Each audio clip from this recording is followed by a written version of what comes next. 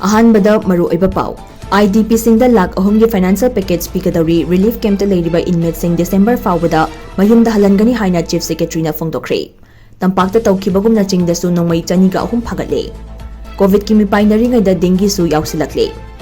मिजोरामदगी Myanmar border फाउबा rail लंबी सेमनबगी सर्वे तौबा लोइख्रे इरांगना मरम ओइरगा मणिपुर फाउगदबा ट्रांस एशियन हाईवे मिजोरामदा होंखिबा याना लेरे इंडो म्यांमार बॉर्डर फेंसिंग की थबकता अपन मपिरकपसिंग थेंगनबा SOI की टीम सिंग डिप्लॉय तौख्रे Silchar RE Hospital da Layngba Manipur macha amagi Hakchangi part Dr. Louthoklamle IDP sing da lakh ahum ge financial package pigadauri relief camp ta leiriba inmate sing December fawbada mayum da hanjal hangani haina chief secretary na phongdokre internally displaced person IDP sing na leiriba relief camp pumnamak December fawbada thonglon silaga lanjanarakpa miyoi pumnamak mayum da hanjal hangani haina Manipur lengak na lauthokre खुदकी ओइना मयुमदा हनबा खुदोंग चादबा IDP सिंग नौना साबा prefabricated house दा मतम खरगी ओइना लेहनबा थरांग लौखतकनी हाइरे hotel Imphal दा पांगथोकपा Manipur state commission for schedule tribe की अनिसुबा foundation day की थरम यावबा लाखिबा चीफ सेक्रेटरी प्रशांत कुमार सिंहना पाउमी सिंगना वाफम असि फोंदोकलखिबने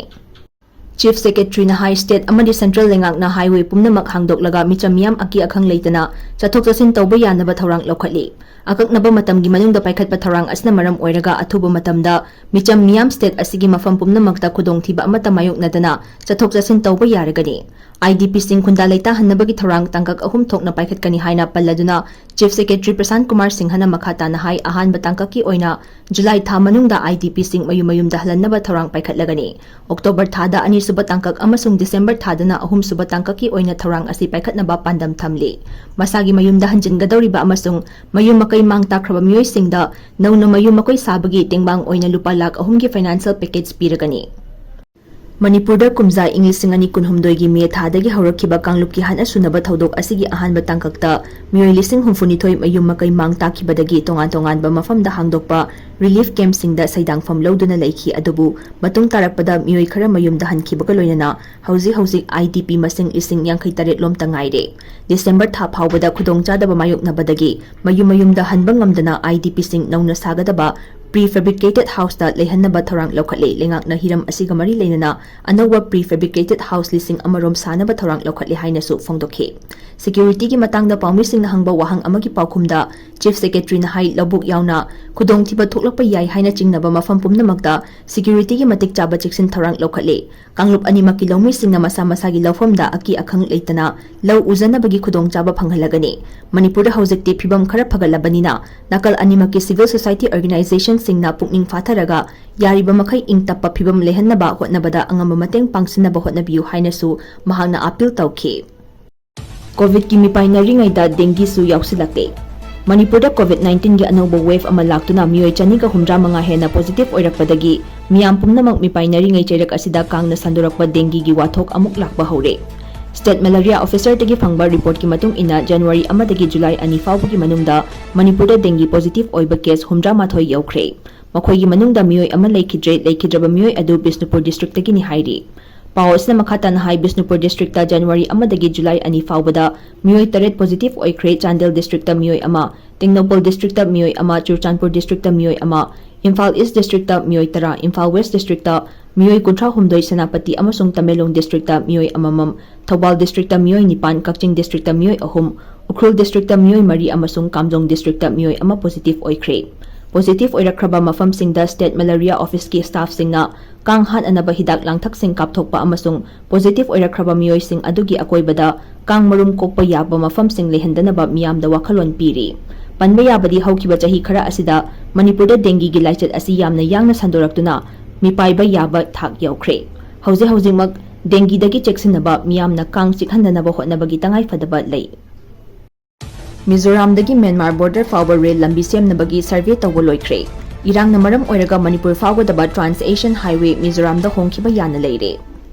मणिपुर दा थोकलिबा कांगलुप की इरांग असिना मरम ओइरगा स्टेट असिदा यामना ngalingay matamdagi trans Asian highway फाउगनी हाइना थौरांग अयामा पाइखतपा लोइख्रबा मतुंगदा मिजोराम लोमदा होंखिबा याना लेरे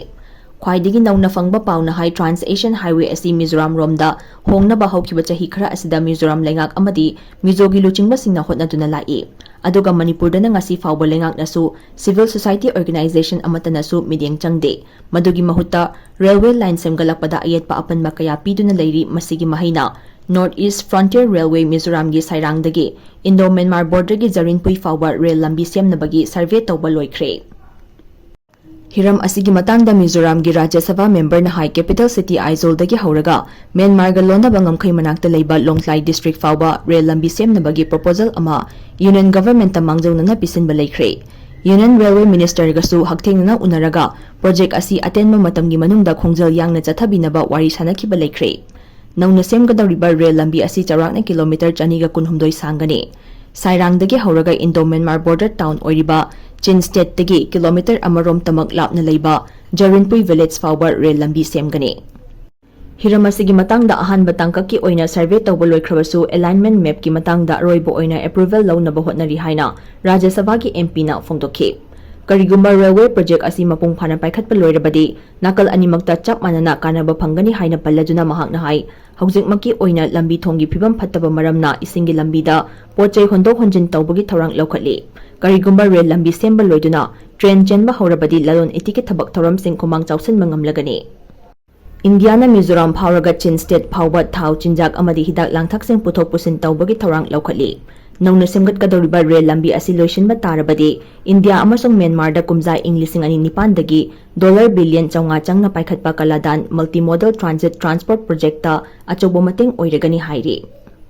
मधुगी सुमथकता थौरांग असिना इंडिया की अवांग नोंपोक थंगबा स्टेट सिंग इसिंग लंबी अमसोंग कंगफा लंबीदा नोंचुप थंगबा म्यांमार की मफम सिंगा लोइनना चथोक चसिन तौबा ngamhalagani अदुम ओइनमक म्यांमारदा हौजिक थोकलिबा वाथोक असिना मरम ओइरगा Kaladan multi modal transit transport प्रोजेक्टा चाउना खुरौ थांगली म्यांमार की मिलिटरी जुंतागा अराकन आर्मी गा अकन ममओंगदा खुथोकनरकपना मरम ओइरगा प्रोजेक्ट असि मखाताना पाइखतपदा खुदोंग चादबा कया मरोम मायुकनरी अराकन आर्मीना म्यांमार की मरु ओइबा मफम कया खुदुम चनखिबा मरमना कलादान प्रोजेक्ट के थबकता अपन मपीरी हाइना रिपोर्ट अमना फोंदोरकली सिलचर आरई हॉस्पिटल लायेंगलिबा मणिपुर मचा अमगी हक्चांगी पार्ट डॉक्टर न लौथोकलमले सिलचर गे आरई हॉस्पिटल लायेंगबा मणिपुरी मचा अमा हॉस्पिटल अदुना अनाबा मियोय अदुगी अमदी इमुंग मनुंगी मियोय सिंगी अयाबा यावदना हक्चांगी पार्ट लौथोकलमले हाइरे थौदोक अदुगी मतंगदा लायेंगलिबा मियोय अदुना पुलिस ता वाकटलकपदगी डॉक्टर अदुगी मथक्ता एफआईआर अमा पुलिस न लौखटख्रे हाइरे पावसना हाई लायेंगलिबा मणिपुरी मचा अदु महाकी हक्चांगदा जेनाइटल इन्फेक्शन लेबदगी आरई हॉस्पिटल सिलचर पुखतुना लायेंखे महापु लायेंगलिबा हॉस्पिटल अदुगी डॉक्टर इदन सिन्हा कौबा डॉक्टर अदुना अनाबा अदुगी जेनाइटल इन्फेक्शन अदुगी दमक बायोप्सी लौनबा पौताक पीखी अदुबु पेशेंट अमदी इमुंग मनुंगी मियोय सिंगा तानरमदना डॉक्टर अदुना पेशेंट गी हक्चांगी कयात अमा ओइरिबा जेनाइटल अदु लौथोकलंबनी हाइरे थौदोक अदुगा मरी लेनना पेशेंट अदुना पुलिस ता वकाचेरोल अमा पिसनबदगी डॉक्टर अदुगी मथक्ता पुलिस ना एफआईआर अमा लौखटखिबनी हाइरे लोइनना पेशेंट अदुना थौदोक अदुगा मरी लेनना चीफ मिनिस्टर हिमंत बिस्वा शर्मादसु अयिबा चेरोल अमा पीदुना वकटख्रे हाइरे इंडो म्यांमार बॉर्डर फेंसिंग की थबकता अपन मपिरकपसिंग थेंगनबा एसओआई की टीम सिंग डिप्लॉय तौख्रे म्यांमार अमसोंग मणिपुर की लोनबा ngamkhagi sarukta hojik chathariba border fencing khabagi thabak asida Kuki अमसुंग नगागी तोंगान तोंगान सीएसओ सिंगना अपन मकया पीरबसु सेंट्रल गवर्नमेंट की माइकैदगी मधु चपचाना मायुकनतुना बॉर्डर फेंसिंग खाबगी थबक मखाताना चथरी इंडो म्यांमार बॉर्डर फेंसिंग खाबगी थबक चथरीबा असिदा हेना खुमांग चाउसनबा अमसुंग लेबाक अनिगी ngamkhैदा युंगलिबा सब्सिडरी पिलर सिंग सुना लेतबा मफम सिंगदा बॉर्डर अलाइनमेंट की थबकता खुदोंग चादबा कया मायुकनरिबा असिदा बॉर्डर फेंसिंग खाबगी थबक तौरिबा बीआरओ की मतेंग पांगनबगी दमक सेंट्रल गवर्नमेंट की माइकैदगी सर्वे ऑफ इंडिया एसओआई की अहेनबा टीम थारक्तुना बॉर्डर दा डिप्लॉय तौबा हौख्रे सेंट्रल गवर्नमेंट की माइकैदगी फ्री मूवमेंट रेजिम असि मैनेज तौनबा अमसुंग बॉर्डर सिक्योरिटी असि हेना कंखतहनबगा मरी लेनना पाइखतलिबा बॉर्डर स्ट्रेटेजी मनुंग चना मणिपुर की सेक्टर यावना इंडो म्यांमार बॉर्डर की किलोमीटर लिसिंग अमगा चाट्रुक निफो हुमदोय सांगबा फेंसिंग की थबक असि अथुबदा खाबा लोइसिनबगी थबक यामना कन्ना चथरी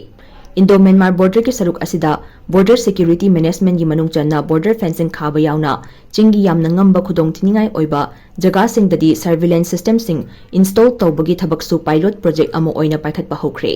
बॉर्डर फेंसिंग खाबगी थबक असि मपुंग ओइना फ्री मूवमेंट रेजिम असि चटनाखिद्रबा मतुंगदनी हौखिबा चाही इंग्लिसिंग अनि कुनमरी द सेंट्रल गवर्नमेंट की माइकैदगी म्यांमार की बॉर्डर दा फेंसिंग खाबगी थबक पाइखतबगा मरी लेनना लुपा करोड़ लिसिंग कुंट्रा अप्रूव तौरखरबने Hauze BRO gi maikaidagi international border gi Manipur sector da Myanmar ga lonaba kilometer 392 gi saruk asi fencing khabagi thabak yamna kanna chathari maru oina Myanmar da hojik thokliba rajniti gi tang tadaba phibam asina maram oiraga lebak asida security gi nungnangba asi leptona hengalakpa amasung Manipur da refugees sing leptona changsilakliba asi thingnaba border fencing khabagi thabak asida ehenba mieng thamduna paikhalakibani adubu naga amasung kuki gi body singi maikaidagi border fencing asina lebak anigi ngamkhaida tariba makhoi gi historical ethnic tie adu thadatnaba hotnabani haina yamna kanna ayetpa pinaba hotnabaga loinana border fencing khabagi thabak asida athingba kayasu piri adubu central government ki maikaidagi border fencing gi thabak asi henna thujinaba surveillance of India gi team sing border da deploy tawduna Indo-Myanmar border gi ground level demarcation gi thabak asi loishina Tampakta tawkhibagumna chingdasu nongmai chaniga ahum phagatli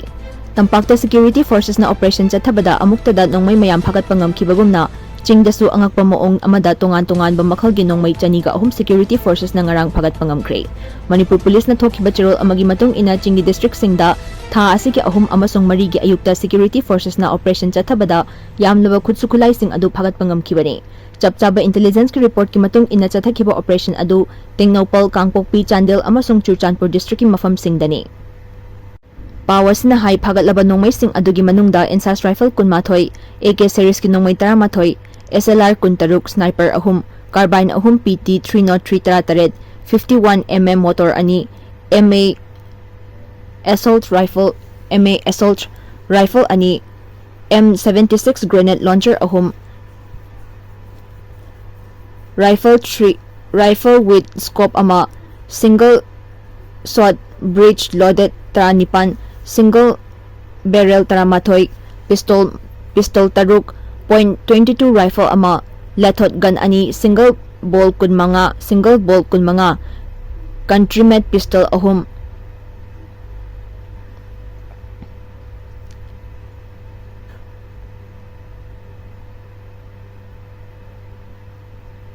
muzzle loaded rifle